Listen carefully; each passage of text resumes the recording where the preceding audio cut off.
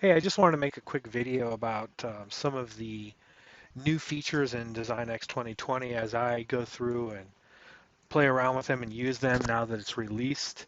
I figured I'd make a video just kind of showing a little tutorial as to how to use some of these new features. So you see here I have a pipe object and I have some 3D curves that I've drawn on the surface here, and I'll use those in a second. But one of the major things that came out here is selective surfacing. So in the past, when you went to exact surfacing, you could come into auto surfacing or manual surface the object. And the idea when you do that is that it's surfacing the entire part, right? And then there are instances where maybe I only want to surface a certain portion of that model. And in the past, you would have to crop the scan in a way that you could surface that area only. Or sometimes you do want to surface the whole part, but you want to ignore certain areas on the part. Um, so there's kind of two different like pathways, I think. So one of them is like if I did want to surface one small portion of the part, I no longer have to cut the polygon up. I can if I want to, but I can't come in here and just kind of draw curves on the surface.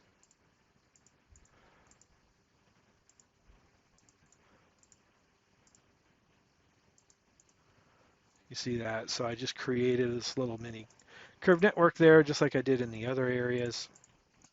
Now, if I come into the auto surface command, at the very bottom you have the selective surface command.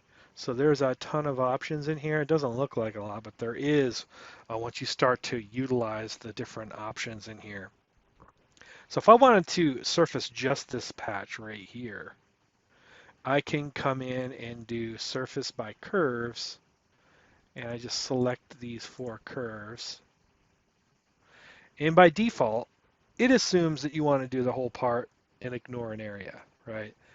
So it takes it a second, and it will select the entire part and ignore this small area here.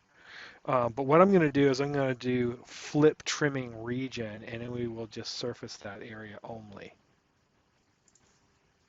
Okay, so this time it assumed correctly. Last time that I did it, it selected the entire part and ignored this area, but in this instance, it selected that. So other options that are in here that you may want to is, like I said, if you want to flip the side. Um, if you'll see here in a second when I run through this again, we have these other options where you can extend the boundaries, smooth the boundaries, and then fill holes and stuff. But for this, I just wanted to show like a very basic implementation of the tool. So if I select this area as curves, I want to surface it. I'm going to hit next. It just crops out that area for me. Then when I hit next, it'll go ahead and throw surfaces on that area for me.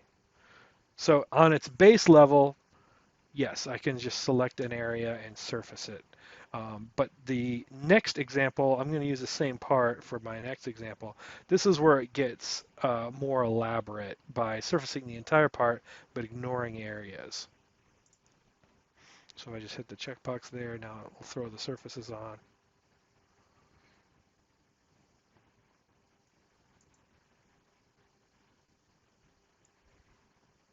And there are the surfaces. If I hide that, you see it even cuts the mesh for you and creates a separate mesh object for you of just the piece that you surfaced.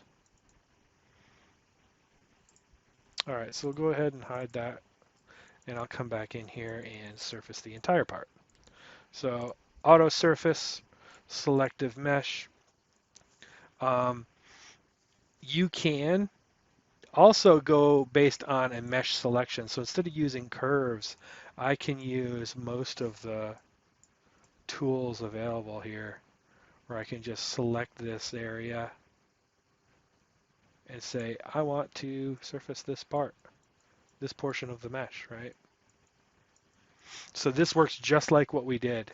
And again, you can clear that. You can inverse all of these things.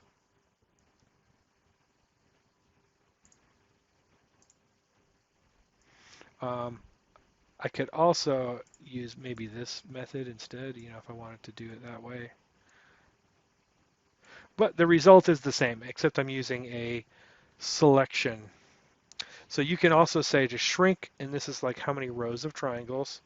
If I don't want to shrink any rows, I could just say to 0. I can apply some boundary smoothing because when you select triangles, there's a little bit of a jagged edge to that. So if you can apply some iterations of boundary smoothing, turn off fill holes, hit next. There's that surface. Here's the network.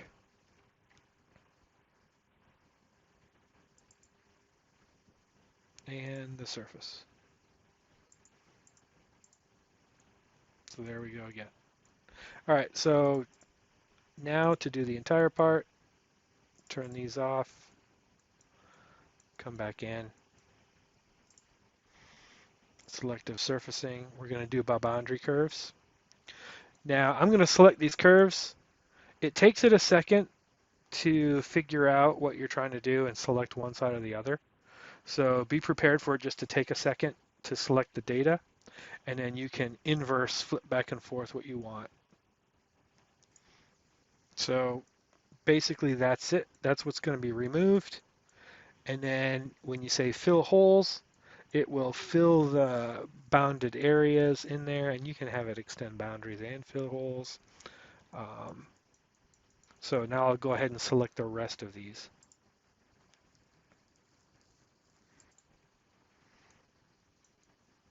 And then select this bottom one. And then I'm also going to remove these 3 areas here. Let's just tell it to ignore having those areas in the auto surface. So I'll have it remove that arrow and then the 2 on the other side.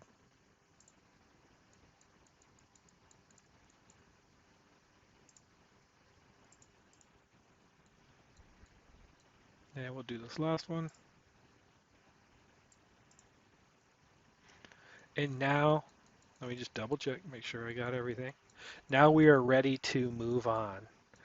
So if I have fill holes here turned on, it's essentially going to take this, copy a new mesh, fill the holes of these boundaries, and then surface the part. So now I'll hit next.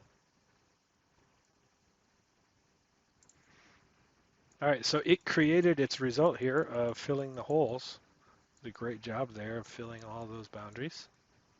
And now I'm just going to hit next, and it's going to start the surfacing process for this part. And then now I just hit the final step, and it will create the surface.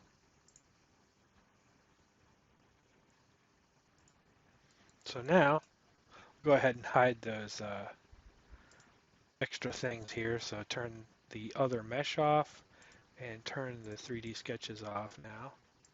So there you go. We have a selective surfaced overall part. So that is the selective surfacing section of 2020. So for the next part, we'll go ahead with the Unroll Reroll functionality. So there's a lot here as well to go over, and I'll just show a couple things that kind of break down the basics of the Unroll. So the command is in this Polygons tab under Unroll, Reroll, Scan, right? And the prerequisite here, the going in, is that you need an axis and then a starting point. So if you want to have complete control over that, this part, you can calculate an axis or align it to the world and then create an axis like I'm doing here.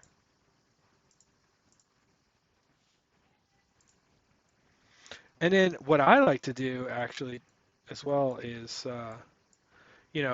maybe best fit a point.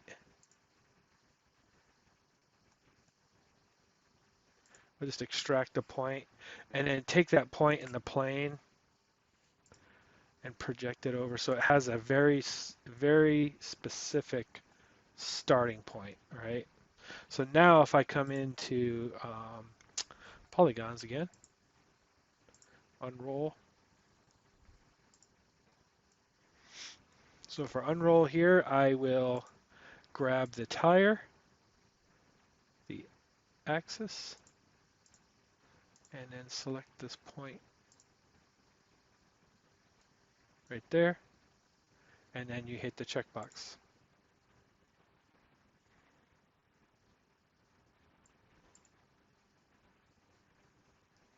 So there it is. So there's your basic unroll feature, right? Does a pretty good job. Now, one thing that we immediately noticed with like tire examples is you might want to both unroll this in that direction and then flatten it in this other direction, right? So that's where the um, unroll piece of functionality comes in, where if you can use a sketch. So I'll come down here and turn that off. We'll just create a sketch. Come in here.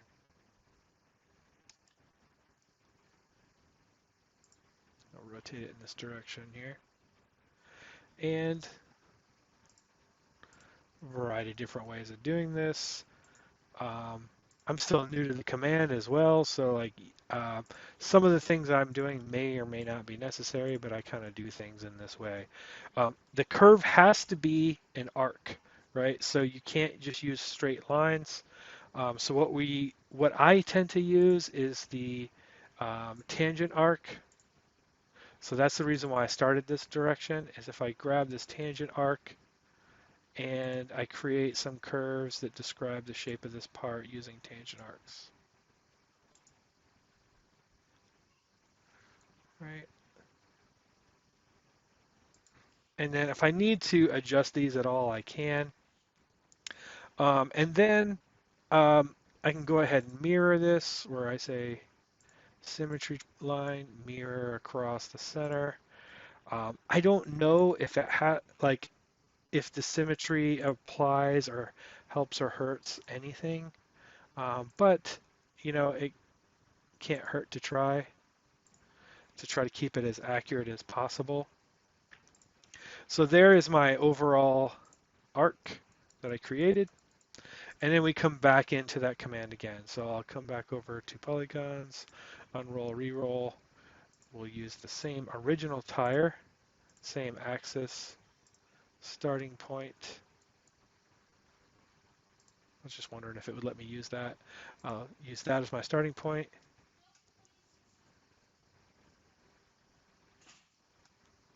And then we'll adjust the flatten curl. So this is where you can come in and grab these curves.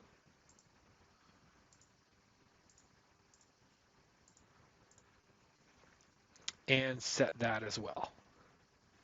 So now when I hit the checkbox, it's going to unroll it and flatten it.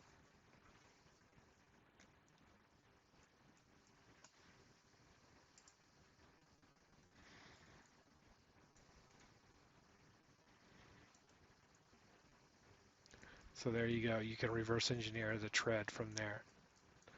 So that is some of the basics of the unroll reroll. Now, we also have some more functionality here that can be useful, just showing how it can be useful in a reverse engineering section. So I'll go ahead and open up another model as a starting point, and we'll go from there.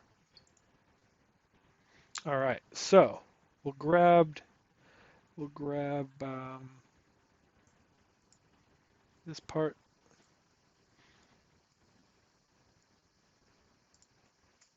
We'll go ahead and turn that sketch off. So there are other ways you can reverse engineer this part here by intersecting a circular curve around there and sweeping that. But one really valuable method is using this unroll, reroll functionality here as well. So let me just hide some stuff, turn off those planes, come into polygons, unroll. We will grab the original sketch, the vector, my starting point number 2. Oops.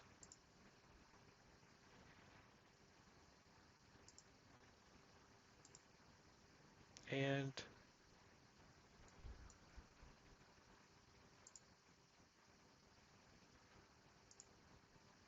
turn off flatten. Now we can go ahead and flatten that. So again, it creates another mesh. So if I want to hide that other one there, and if I come in and use this tool here and select all these areas, I could even create a region out of them just for me to be able to use it again if I need to. If I select that area, I can do a mesh sketch. Make sure my mesh sketch is big enough. So we'll drag that out. And then we'll move it down just a little bit, just inside of that radius there that's naturally occurring on the scan. So I've hit OK. It'll take me into a mesh sketch.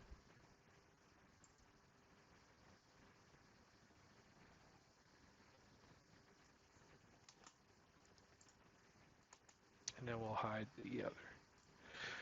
So what I can do here is I can come in and I can look at these and see if they're, a constant offset, or figure out whether they're an offset or not, and offset if I need to. Or I could just tell the software to go ahead and draw these by selecting. I'm just going to tell it to fit splines here. Go all the way down. And what we're doing here is we're going to draw this shape because we were able to flatten it to 2D. Now it really comes in handy if these notches were very prismatic, broken up shapes. For example, like that I needed to dimension. So if this was a valve of some sort, or this was a cam follower that had a slot like this that's very prismatic and broken up and dimensioned. In this instance, I'm trying to capture exactly what's there and then create a spline from it. You see that? And then I'll do the same thing for the other. There. So now that I created that, you can turn on this original scan. I can come back and we have the ability to come into 3D sketches, and under 3D sketches we have unroll, reroll curves. So I can come in and create a 3D sketch